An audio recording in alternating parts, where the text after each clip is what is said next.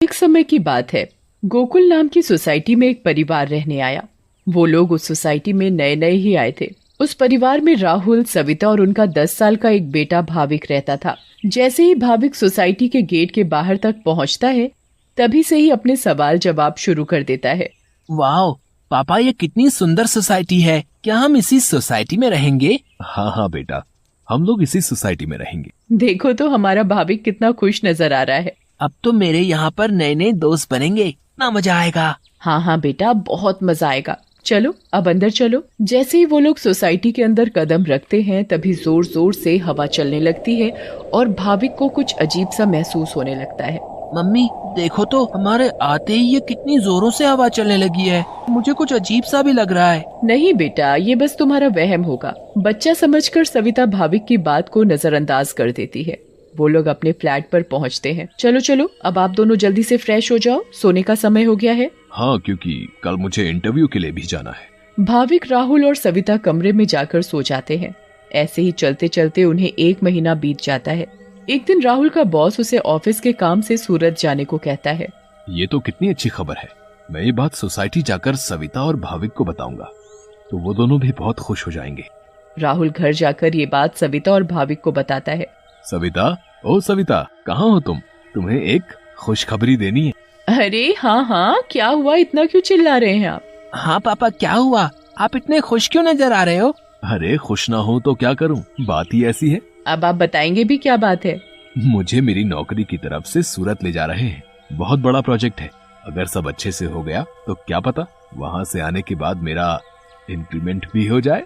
अरे वाह, ये तो बहुत अच्छी खबर है। वाह पापा, आप तो सूरत जा रहे हो। मैं भी जाऊंगा, मैं भी जाऊंगा। बेटा, मैं तुम्हें अपने साथ नहीं ले जा सकता। और सविता, तुम मेरा सामान पैक कर दो। मुझे आज ही रात 12 बजे तक निकलना है। मैं बस कुछ ही दिनों के लिए जा रहा हूँ।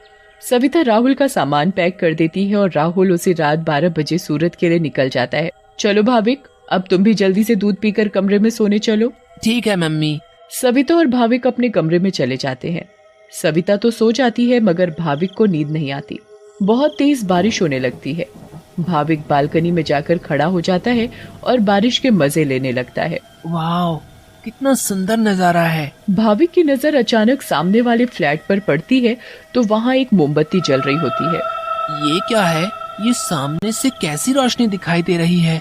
ऐसा लग रहा है जैसे कोई मोमबत्ती जली हुई हो। अगर जब से हम यहाँ आए हैं, तब से तो ये फ्लैट बंद पड़ा है। भाविक को फिर अचानक से एक औरत चलती हुई दिखती है। अरे ये औरत कौन है?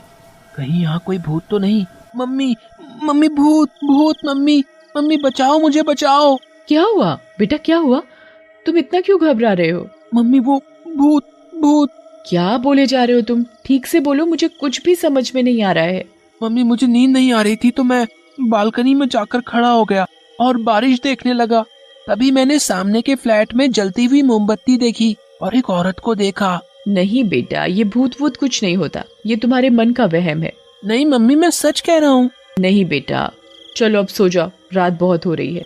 नहीं, मैं आपको लेकर जाता हूँ। अच्छा चलो, दिखाओ कहाँ है भूत। फिर भाविक सविता को बाहर लेकर जाता है। कहाँ है भूत? मुझे तो कहीं कोई नहीं दिख रहा। मम्मी देखो, वहाँ पर देखो, वो सामने वाले फ्लैट में। अरे बेटा, कुछ भी नहीं है वहाँ पर। नहीं मम्मी, मैं झूठ नहीं बोल रहा। अच्छा ठीक है ठीक है, चलो अब जल्दी कमरे में जाओ और सो जाओ। फिर वो दोनों कमरे में जाकर सो जाते हैं। भाविक, अब तुम्हें डरने की कोई जरूरत नहीं है। मैं तुम्हारे साथ सो रही हूँ ना, अब तुम आराम से सो जाओ। अगली सुबह भाविक सोसाइटी के दूसरे बच्चों से मिलता है। तुम सबके नाम क्या है? मेरा नाम पिंकू है।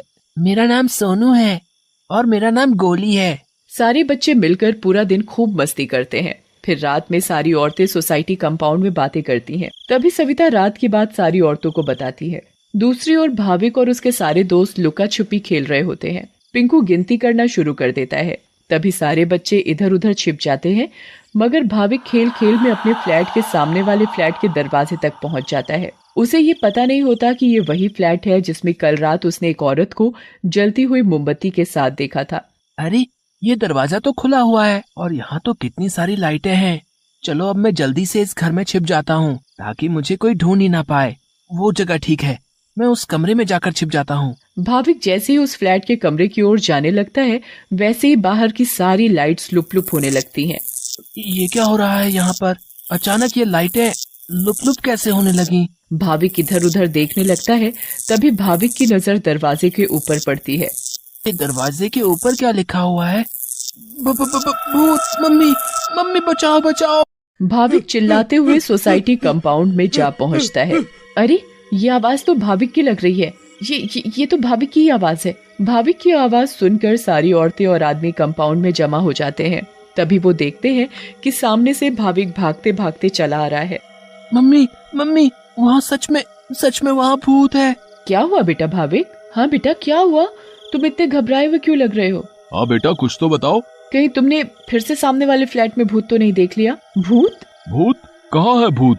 मैं छुपने के लिए एक फ्लैट में चला गया क्योंकि उसका दरवाजा खुला हुआ था। मैंने वहाँ लिखा देखा। क्या लिखा देखा और कहाँ देखा? कि यहाँ से चले जाओ वरना मैं तुम्हें मार दूंगी। चलो बेटा, तुम हमें वहाँ लेकर चलो। हाँ हाँ, चलो अंकल, मैं आपको वहाँ लेकर चलता हूँ, आप खुद ही देख लेना। भाविक सभी लोगों को उस फ्लैट में लेकर जाता है। कहाँ लिखा है बेटा? अरे, यहीं तो लिखा था। चलो भाई, यहाँ तो कुछ भी नहीं है। बेटा भाविक, चलो अब चलो। सभी लोग भाविक को वहाँ से ले जाते हैं, मगर भाविक उस दरवाजे को देखते देखते चलता है। नहीं अंकल, मैं सच बोल रहा हूँ। हमें इस बच्चे की बात एक बार मान लेनी चाहिए और आज रात मिलकर सोसाइटी पर नजर रखनी चाहिए। हाँ, आप सही बोल रहे हो। क्या पता ये सब सच हो। तो ये तय रहा कि आज रात हमारे पति सोसाइटी की देखभाल करेंगे। उस रात 3 आदमी सोसाइटी के गेट पर खड़े रहकर सोसाइटी की देखभाल कर रहे थे। मुझे जरा बाथरूम जाना है, मैं बस अभी जाकर आता हूँ। हाँ हाँ ठीक है, तुम होकर आओ। क्या हुआ जी? गुड्डू को बहुत डर लग रहा है और वो बोल रही है कि आप ही उसे सुलाएंगे, तो आप जरा ऊपर आकर उसे सुला जाएंगे। ठीक है, अभी आता हूँ। दूसरा आदमी पहले आदमी से बोलता है। मैं जरा अपनी बेटी को सुलाकर आता हूँ, उसे डर लग रहा है। अब सोसाइटी के दरवाजे पर सिर्फ रमेश यानी तीसरा आदमी ही बचता है। कहाँ रह गए ये दोनों? वो आदमी इधर उधर घूमता रहता है और अब उसे भी अकेले डर लगने लगता है। तभी उस आदमी को किसी औरत का साया दिखता है। उसके लंबे खुले हुए बाल और पायल की छम छम आवाज। चुड़ैल, बचाओ बचाओ, चुड़ैल।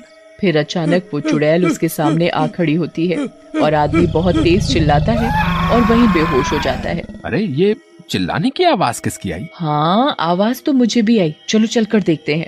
सारे सोसाइटी वाले अपनी बालकनी में आ जाते हैं तो वो क्या देखते हैं कि वहाँ रमेश बेहोश पड़ा हुआ था। ये आवाज कैसी आई थी? फिर सोसाइटी वाले नीचे आ जाते हैं तो वो वहाँ पर रमेश को जमीन पर पड़ा हुआ देखते हैं। सब जल्दी से नीचे आते हैं। सविता और भाविक भी नीचे आ जाते हैं। अरे, कोई इन्हें होश में लाओ। उठिए भाई साहब, उठिए। फिर कुछ ही देर में रमेश को होश आता है और वो सारी बात सोसाइटी वालों को बताता है जो उसके साथ कुछ देर पहले हुई थी। तभी सोसाइटी में अजीब सी आवाजें आने लगती हैं। मम्मी, देखा ना, मैंने बोला था ना कि भूत है। हाँ बेटा, तुम सही कह रहे थे। तभी सोसाइटी के बीचों बीच धुआं उठने लगता है और वहाँ वो चुड़ैल आ जाती है। कौन हो तुम और क्यों हमें इतने दिनों से परेशान किया हुआ है? हाँ हाँ बताओ, क्यों तुमने इतने दिनों से इन लोगों को परेशान किया हुआ है? हम भी तो इसी सोसाइटी में रहते हैं। तुमने कभी हमें तो परेशान नहीं किया, तो इन लोगों को ही क्यों? हाँ हाँ बोलो बोलो। तुम्हारी वजह से मैं कितना डर गई थी। बताती हूँ, सब बताती हूँ। कई सालों पहले जब मेरी शादी हुई तो मैं और मेरे पति रवि सविता के सामने वाले फ्लैट में रहने आए। हम बहुत खुश थे, पर अचानक मेरी माँ की तबीयत खराब होने की वजह से मुझे कुछ दिन के लिए यहाँ से जाना पड़ा। और तभी सविता के फ्लैट में एक बहुत सुंदर लड़की रहने आई। रवि उस लड़की को पसंद करने लगे थे और वो लड़की भी।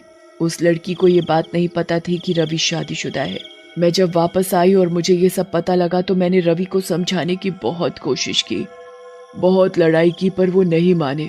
रवि मुझे छोड़कर उस लड़की से शादी करना चाहते थे और एक दिन रवि और वो लड़की चुपके से अचानक कहीं चले गए। मैंने उन्हें ढूंढने की बहुत कोशिश की मगर वो मुझे कहीं नहीं मिले। और एक दिन मैंने उन दोनों को बाजार में साथ देखा। उन दोनों ने शादी कर ली थी। मैं भागते हुए घर आई और ये बात मुझसे बर्दाश्त नहीं हुई और उसी रात मैंने फ्लैट से कूदकर अपनी जान दे दी। और उस दिन से इस फ्लैट में किसी को रहने नहीं देती, जिसमें सविता और उसका परिवार रहता है। हमें बहुत दुख हुआ सुनकर जो भी तुम्हारे साथ हुआ, पर इसमें मेरे और मेरे परिवार का क्या कसूर है? हाँ आंटी, आप तो अच्छी आंटी हो, ऐसे कैसे कर सकती हो? चुड़ैल भाभी की मासूमियत देखकर पिघल जाती है। ठीक है, अब मैं तुम लोगों को कभी परेशान नहीं करूंगी। ऐसा कहते ही वो चुड़ैल हवा में गायब हो जाती है और कभी किसी को परेशान नहीं करती।